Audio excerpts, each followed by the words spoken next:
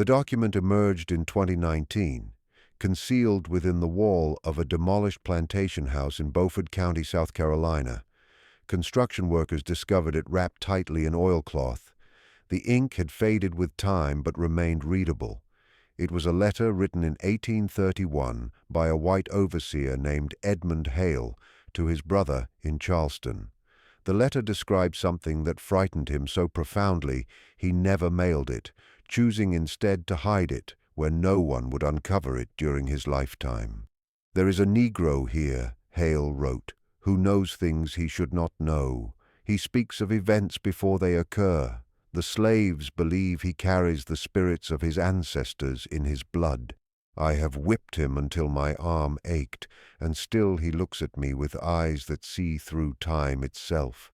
I fear this man, William. I fear him more than any living thing." The Negro's name, according to plantation records cross-referenced with Hale's letter, was listed simply as Jim in the ledger, but that was not his true name. His real name was Jabari Mansa, and what happened to him represents one of the most deliberately erased stories in American history, because Jabari did not resist slavery through escape attempts or open physical rebellion. He resisted through something far more dangerous to the system that enslaved him. He refused to let them take his mind. What you are about to hear has been buried for nearly 2 centuries. Records were destroyed, witnesses silenced, and the story itself treated as too dangerous to preserve. But fragments survived. Court documents, auction receipts, letters like Hale's that were hidden rather than burned, testimony from enslaved people recorded decades after emancipation by researchers who understood that oral history carried truths official records deliberately omitted. And when these fragments are assembled, they reveal something plantation owners in the 1800s understood but could never admit publicly, that the most dangerous slave was not the one who ran or fought, but the one who remembered. Jabari Mansa arrived in Charleston Harbor in August 1807, 1 month before the act prohibiting importation of slaves officially ended the legal Atlantic slave trade to the United States.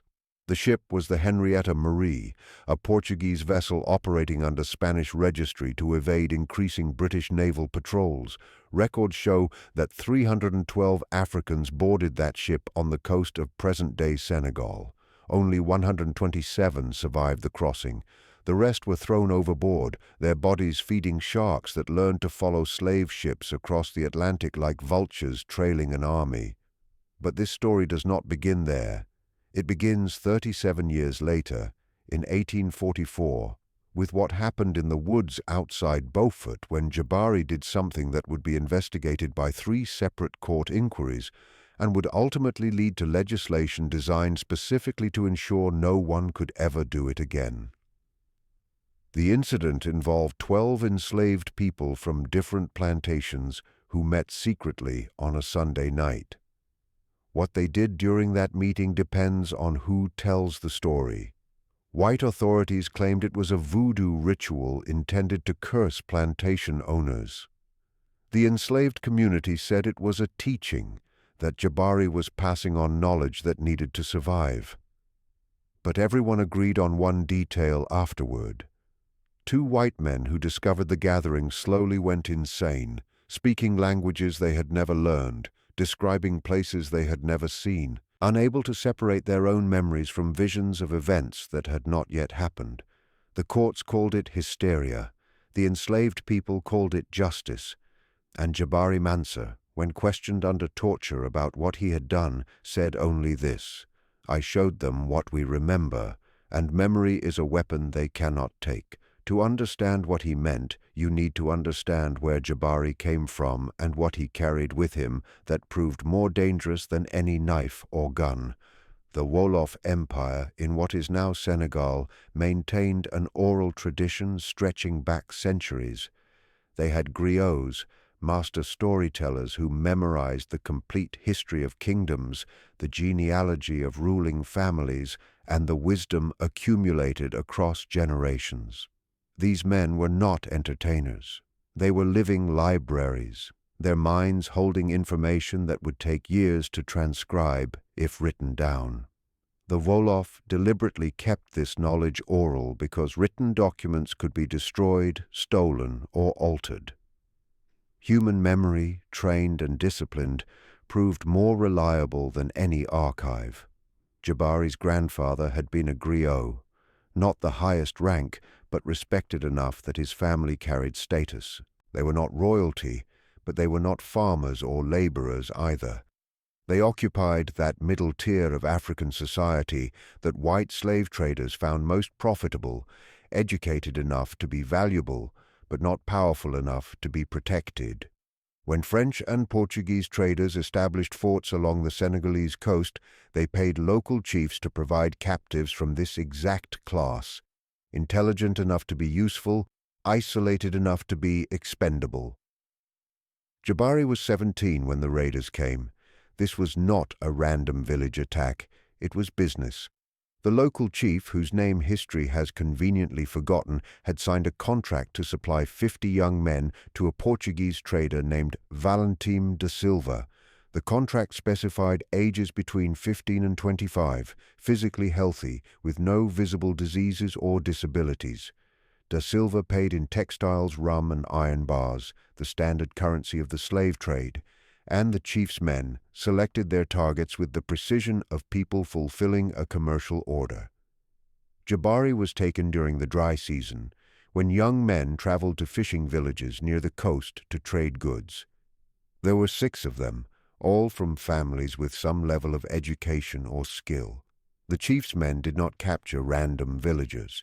They captured future leaders, people who would have become teachers, administrators, merchants, people whose knowledge and intelligence could be converted into labor value on American plantations. The holding facility near the coast was a stone fortress the Portuguese had built specifically for processing human cargo. It was not a prison in the traditional sense. It was a warehouse. Captives were chained in large rooms, given minimal food and water, and kept alive just long enough to be transported to ships waiting offshore. During the 3 weeks Jabari spent there, he watched the psychological destruction begin before the physical journey even started. Some captives broke immediately, retreating into catatonic silence. Others became violent, attacking guards even though it meant certain death. But most did what Jabari did. They observed. They memorized details. They tried to understand the system that had consumed them so they might find a way to survive or exploit a weakness. This was not heroic. It was practical. Warriors who failed to study their enemies died quickly. During those weeks, Jabari met a man who changed his understanding of resistance. The man was older, perhaps 40, and had been a griot of much higher rank than Jabari's grandfather. His name was Boubacar. He had been deliberately captured because a rival political faction sold him to Portuguese traders to eliminate his influence. Boubacar understood something Jabari at 17 had not yet fully grasped. They were not just stealing bodies. They were attempting to erase cultures, languages, entire civilizations of accumulated knowledge. "Listen to me carefully," Boubacar said, during one of the rare moments the guards were not watching. "They will try to make you forget your name. They will try to take your language. They will beat you until you believe you are what they call you. But if you keep your memories intact, if you preserve who you were before they took you, you carry something they cannot destroy. Memory is not weakness. Memory is the only weapon that survives every torture." This was not a speech about hope or future freedom. Boubacar was too practical for that. He was teaching a survival method, preservation of identity through deliberate memory work. Just as a griot memorizes thousands of lines of genealogy, Jabari would need to memorize everything about himself that slavery would try to erase. His family lineage, the geography of his homeland, the stories his grandfather told him, the taste of foods he had eaten, the sound of his mother's voice, the way sunlight looked at dawn over the Senegal River. "They will take your freedom," Boubacar continued. "They will take your body. But your mind remains yours until you surrender it. And if enough of us refuse to surrender, If we keep remembering and teaching what we remember, they cannot fully win. They can enslave us, but they cannot erase us. 3 days later, Boubacar died. The official cause was listed as dysentery. Day 30, storm damage to forward hold, water contamination affecting approximately 40 Negroes, expect mortality increase. Day 47, fever spreading in one hold, separated sick Negroes to prevent wider contagion, 12 died. Day 66, food stores adequate, water stores low but sufficient for estimated arrival. What these logs do not record is what happened inside the minds of those chained in darkness. The psychological destruction of sensory deprivation, the smell of death, the sounds of people losing their sanity, the knowledge that something worse awaited. But Jabari had Boubacar's teaching. During those weeks, while his body weakened near death, his mind engaged in defiant preservation. He recited everything he had memorized, every family name, every story, every detail of home. When his own memories were exhausted, he recited Boubacar's lineage. When that ended, he memorized new things. Faces of those chained nearby, patterns of ship routines, specific phrases used by the Portuguese crew. This was not optimism, it was technique. He exercised his mind like a muscle to keep it alive. Other captives noticed. A woman chained near him, later known as Aminata, asked why he whispered constantly. When he explained, she understood immediately. She had been a merchant's daughter, trained in calculation and record-keeping. She began her own memory work, reciting prices, routes, customer names. She taught these to Jabari, and he taught her genealogies. They created a shared archive, ensuring if one died, the other would carry both forward. When the Henrietta Marie reached Charleston Harbor in August 1807, only 127 captives remained. Jabari was so weak the surgeon initially marked him possibly unsuitable for sale. After 3 days of increased rations and forced deck exercise, he recovered enough to be sent to auction. The sale took place at Ryan's Mart on Chalmers Street. The building still stands today as a museum. In 1807, it was one of the busiest slave markets on the coast. The process was efficient. Each captive assigned a lot number, examined, sold to the highest bidder. Examinations were degrading, white men inspecting teeth, muscles, genitals, searching for defects. Jabari was purchased by rice planter Marcus Whitfield for $720, slightly above average for a young male field slave. Whitfield owned a plantation near Beaufort, where rice cultivation required labor in conditions that killed enslaved people at horrifying rates. The flooded fields bred malaria and yellow fever. Isolation meant little oversight. Plantation records still exist.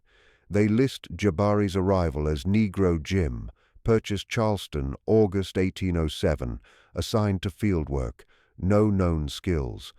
That entry captures everything wrong with slavery's record-keeping. Jabari arrived with years of education, multiple languages, histories filling volumes. But to Whitfield he was simply Jim. What followed began not with drama, but with a quiet choice.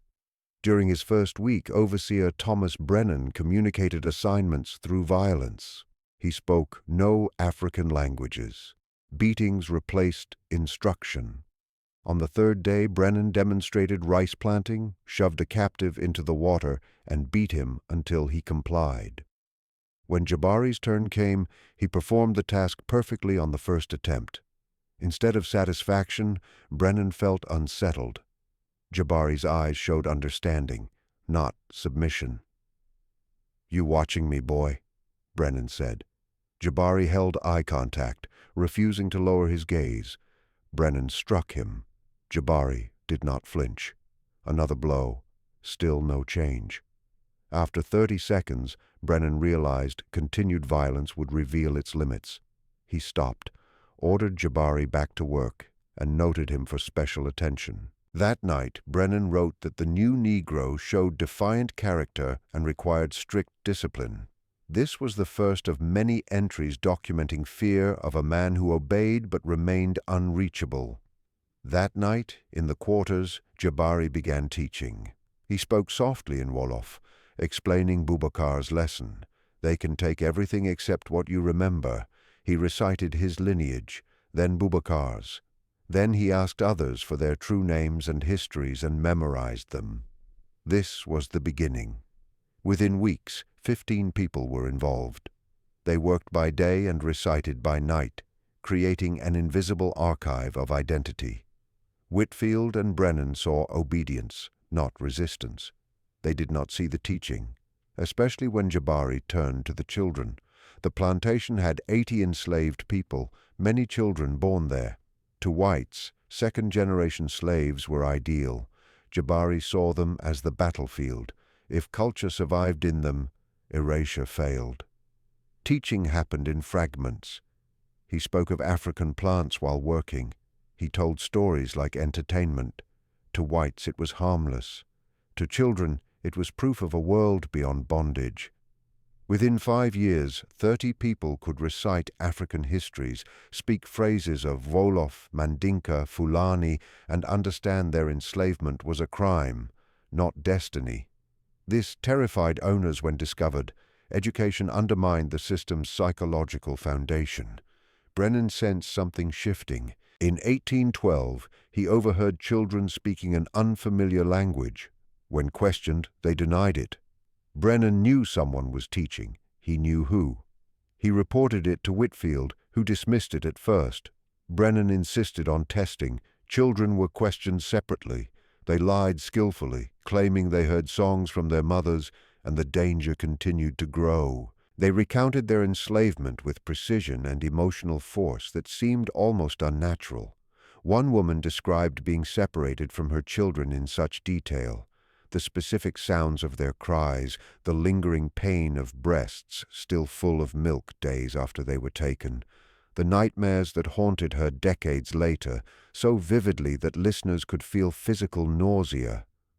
Another man described the Middle Passage with such clarity that one could smell the ship's hold, hear the chains rattling, and feel the terror as if imposed directly upon the listener. What disturbed the Harding brothers most wasn't merely the content of these testimonies, though it was harrowing enough. It was the effect.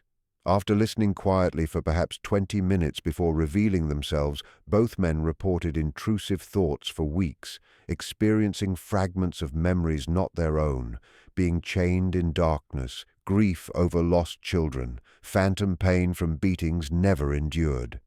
William Harding's case was more extreme. Multiple witnesses reported that he began speaking African languages he had never learned, describing places he had never seen, and developing what a doctor later labeled as Negro delusions, believing himself to be an enslaved African rather than a free white man.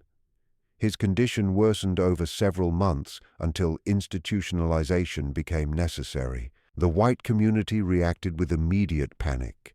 If enslaved people had developed psychological techniques capable of transmitting trauma through mere description, the foundation of slavery itself was at risk. The system relied on white people inflicting or witnessing suffering without psychological consequences.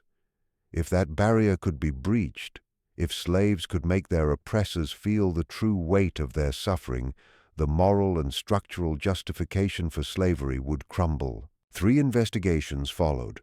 The first, a local inquiry by the Beaufort County Sheriff, sought to determine if Jabari and the others used African witchcraft or poison.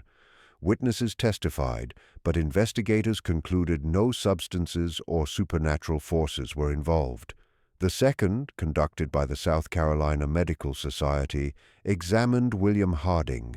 Their report, preserved in archives, described symptoms consistent with experiencing trauma they had not personally lived. The only explanation that accounted for these observations was that detailed exposure to the suffering of others could create psychological impressions mimicking direct experience. The third investigation, conducted by the state legislature, convened a special committee to determine whether new laws were necessary.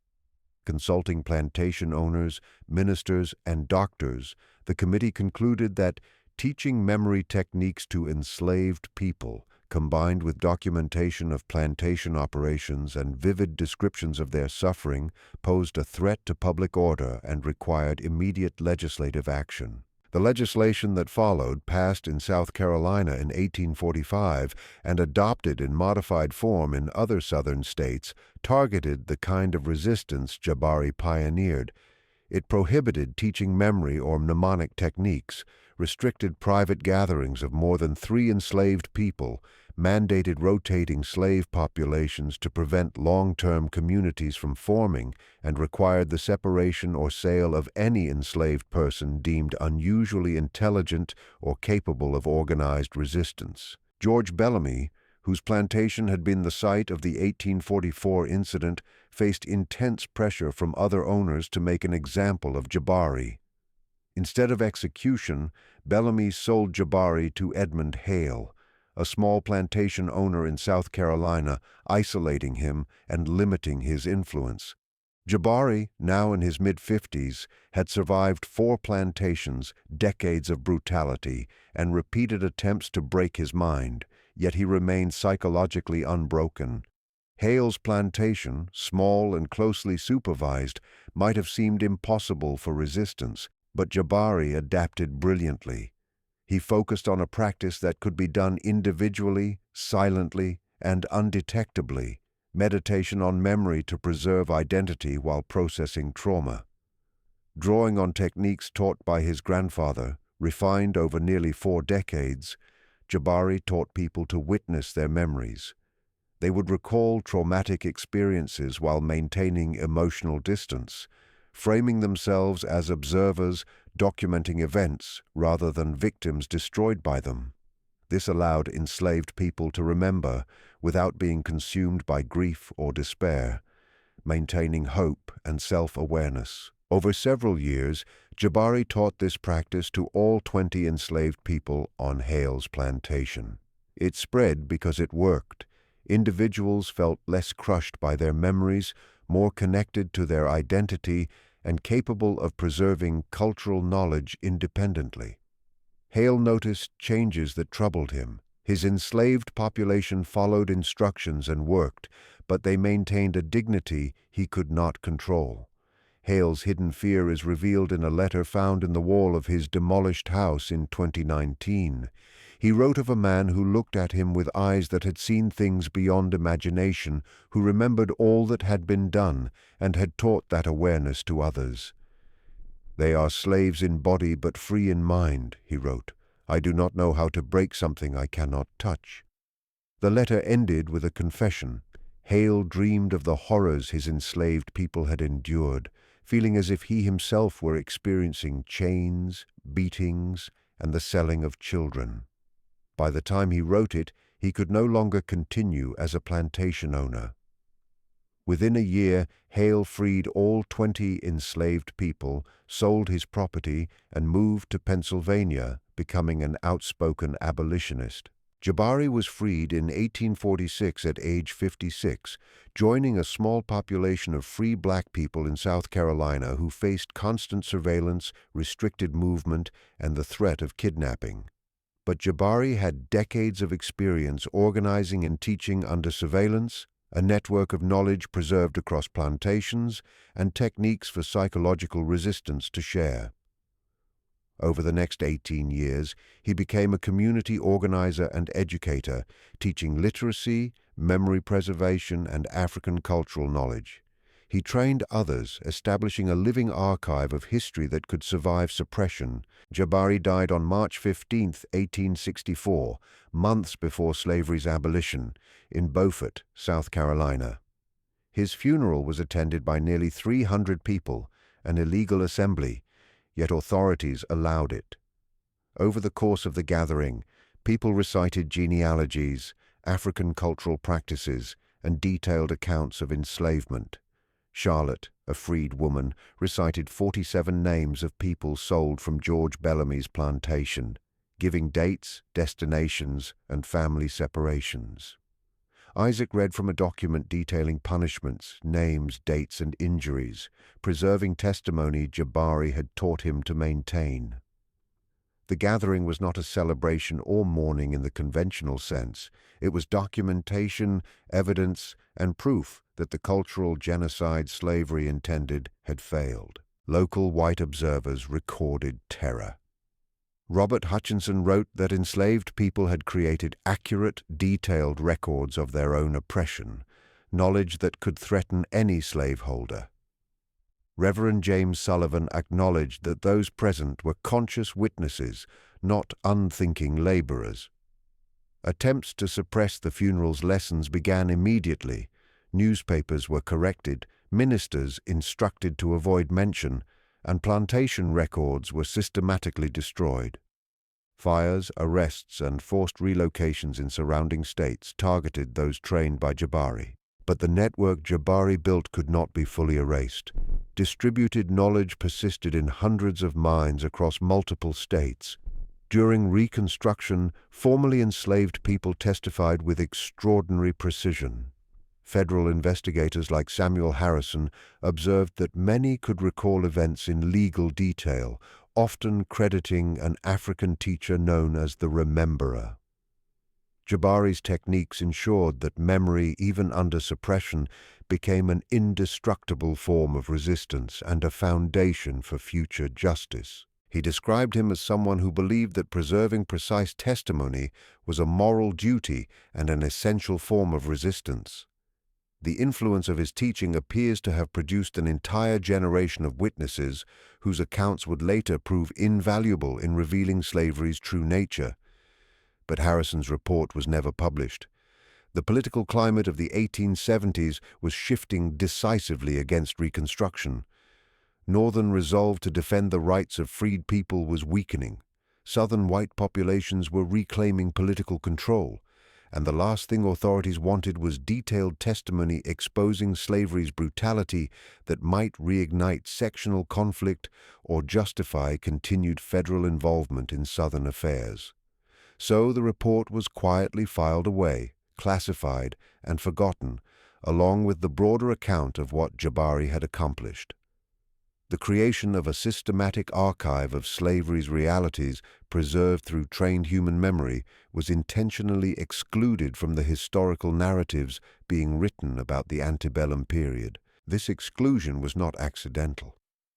In the decades following the Civil War, as American historians began shaping official narratives of slavery, they faced a fundamental dilemma. Acknowledging that enslaved people had maintained consciousness, had witnessed and remembered their oppression, and had formed sophisticated resistance networks that white authorities never fully uncovered would undermine every justification Southern culture had constructed to defend slavery. It would demonstrate that enslaved people were always fully human, fully aware, and actively resistant in ways that rendered the institution morally indefensible. So instead, historians promoted a version of history in which enslaved people were passive victims who endured quietly until Northern armies liberated them, where African culture vanished within a generation and was replaced entirely by American Christianity, and where resistance existed only as physical rebellion or escape, never as psychological or cultural preservation. This narrative allowed both North and South to move forward without confronting the full implications of what slavery truly was and what enslaved people did to survive it. Jabari's story vanished into this historical erasure. Court records from the 1844 investigation were archived but never cited in published histories. Edmund Hale's letter remained concealed inside a wall for 175 years. The testimonies delivered at Jabari's funeral were preserved in private papers but excluded from official accounts. And the entire phenomenon of enslaved people systematically documenting their experiences through trained memory was treated as though it had never occurred. What makes this erasure especially disturbing is how successful it was. For more than a century, American historians taught that enslaved people left no reliable testimony because they were illiterate and too traumatized to remember accurately. Scholars insisted that understanding slavery required relying primarily on plantation records and white observers' accounts, arguing that enslaved perspectives were not preserved in ways that met accepted historical standards. This was not ignorance, it was deliberate. The evidence existed in scattered court documents, private collections, and oral traditions maintained within African American communities. It was simply dismissed as illegitimate because acknowledging it would mean admitting that mainstream historical narratives were incomplete at best and actively misleading at worst. The rediscovery of Jabari's story began in the 1960s during the Civil Rights Movement, when historians started treating African American oral traditions as valid historical sources. Researchers interviewing elderly black people across the South repeatedly encountered references to memory preservation practices, witnessing circles, and an African teacher who lived in the 19th century and taught people to remember despite trauma. These references were fragmented and inconsistent, but they appeared frequently enough to suggest an underlying truth. One such historian was Dr. Margaret Chen, who in 1967 was researching psychological resistance strategies among enslaved populations for her dissertation at Howard University. Chen interviewed more than 300 people, mostly elderly descendants of enslaved individuals, asking about family stories and cultural practices passed down through generations. Roughly 40 interviewees mentioned ancestors who had learned memory preservation techniques from an African man in South Carolina before the Civil War. Chen spent the next 15 years tracking down documentary evidence to corroborate these oral histories. She located Edmund Hale's court testimony from 1845. She uncovered portions of Jacob Reeves's plantation journals in Auburn University's archives. She discovered Samuel Harrison's buried federal report in the National Archives, and she assembled enough evidence to publish a paper in 1982 titled Psychological Resistance and Memory Preservation Among Antebellum Enslaved Populations: The Case of Jabari Mansa. The paper appeared in an obscure academic journal and was largely ignored by mainstream historians, but it marked the first scholarly documentation that an enslaved African man had created a systematic network for preserving cultural memory and testimony across multiple states, surviving beyond his lifetime. Chen's work demonstrated that oral histories surrounding this figure were grounded in historical reality rather than myth or collective invention. Then in 2019, when construction workers uncovered Edmund Hale's letter hidden inside the wall of his former plantation house, there was suddenly physical evidence confirming everything Chen had documented. A white plantation owner writing in 1831 described an enslaved African who possessed knowledge of psychological resistance that terrified him, who could influence white minds through preserved memory and vivid testimony, and who represented a threat that conventional plantation control could not neutralize. The discovery of the letter reignited interest in Jabari's story.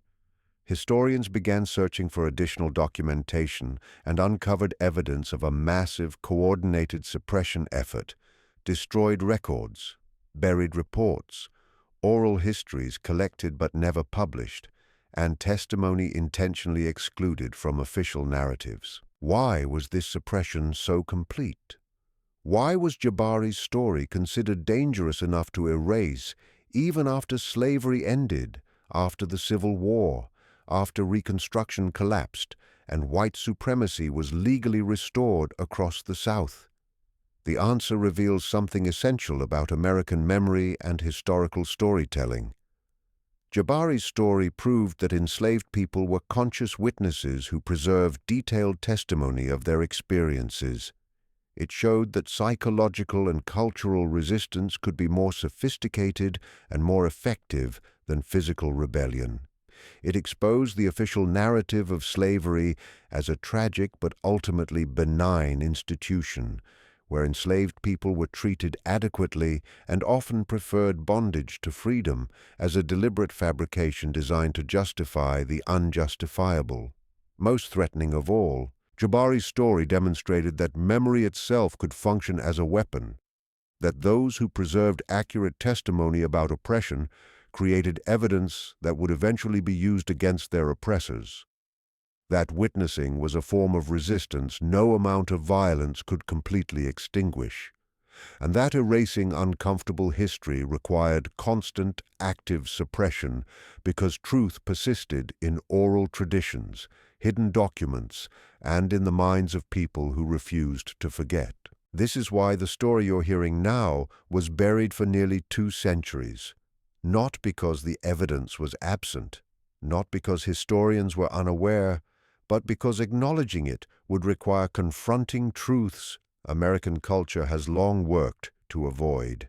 That slavery was not a system passively accepted by all involved, that enslaved people were not voiceless victims without agency, that psychological resistance posed a greater threat to slavery than physical rebellion, and that the histories we were taught are incomplete by design, constructed to protect narratives of American identity that cannot survive contact with preserved testimony from the enslaved. The sealed room exists to uncover stories like this, ones hidden not through neglect, but through deliberate suppression, stories that reveal uncomfortable truths about systems we prefer to believe were less brutal, less calculated, less effective at accomplishing their goals.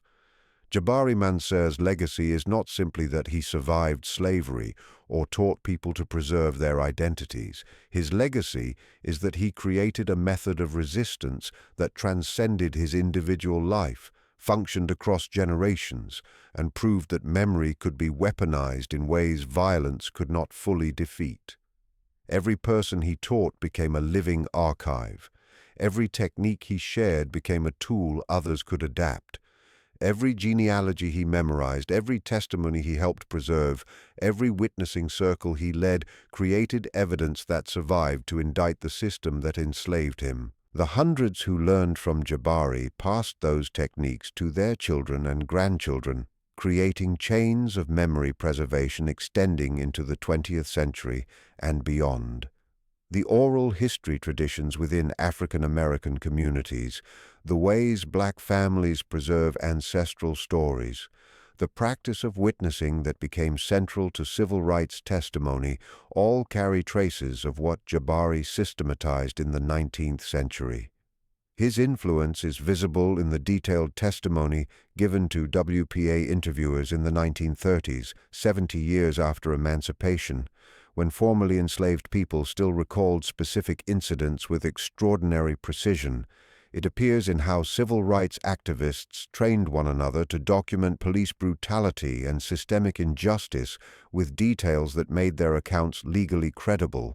It lives on in contemporary efforts to preserve oral histories of police violence, mass incarceration, and systemic racism in the understanding that official records are incomplete and that community-preserved testimony reveals truths institutions prefer to hide. The technique Jabari pioneered, systematic memory preservation as resistance, witnessing as testimony, deliberate documentation of oppression by those who experienced it, has become central to how marginalized communities protect their histories against official narratives that sanitize or exclude them. Every time someone records police violence on their phone, they practice a form of what Jabari taught. Every time a community builds oral history projects to preserve omitted testimony, they continue his work. Every time someone refuses to forget trauma because forgetting would allow perpetrators to escape accountability, they wield memory as the weapon Jabari believed it could be. And this is why the story still matters in 2025. The same forces that buried Jabari's story for 175 years are still at work. Official histories remain incomplete by design. Testimony from marginalized people is still treated as less credible than institutional records. Preserving uncomfortable truths still requires active resistance against systems that prefer those truths remain buried. Edmund Hale's letter sat hidden in a wall for 175 years before chance revealed it. How many other documents remain concealed, waiting to be discovered, capable of overturning what we believe we know? How many stories like Jabari's exist only in fragments, in oral traditions, buried court files and private papers no historian has yet examined? And what does it reveal about American memory that a story this significant, documented across multiple sources and supported by physical evidence, could be suppressed for nearly 2 centuries? Jabari Mansa spent 57 years enslaved and died free in a society that still considered his existence threatening. He created something that terrified plantation owners enough to attempt its erasure. He taught methods that endured long after his death, and his story was buried so completely that most Americans are hearing it for the first time now. This is the story America tried to erase forever. The one that proved enslaved people were conscious witnesses who documented their oppression despite systematic suppression. The one that demonstrated psychological resistance could be more dangerous than physical rebellion. The one that revealed memory itself as a weapon no amount of violence could fully neutralize. And the fact that you are hearing it now, 161 years after Jabari's death, proves something he understood from the beginning. Truth can be suppressed temporarily, documents can be buried, records can be destroyed, testimony can be excluded. But if enough people preserve what they know and teach others to do the same, the truth eventually resurfaces. Jabari Mansa's story survived because he taught people how to make it survive. And now, you are part of that survival. The moral of Jabari Mansa's life is clear. Memory is not just a record of what happened, it is a form of resistance. Witnessing injustice, preserving testimony, and teaching others to do the same transforms trauma into power. Systems built on oppression can destroy bodies, erase documents, and rewrite history, but they cannot erase what lives in the minds of those who refuse to forget. True resistance does not always shout. Sometimes it endures silently, patiently, and collectively across generations. Jabari's legacy teaches us that preserving truth is a moral obligation, that witnessing is a form of justice, and that every story remembered, every testimony preserved, chips away at the foundations of cruelty and lies. Even when the world tries to bury it, conscience and memory survive, and in that survival lies hope, dignity, and the unassailable proof that no tyranny can ever fully silence the human spirit.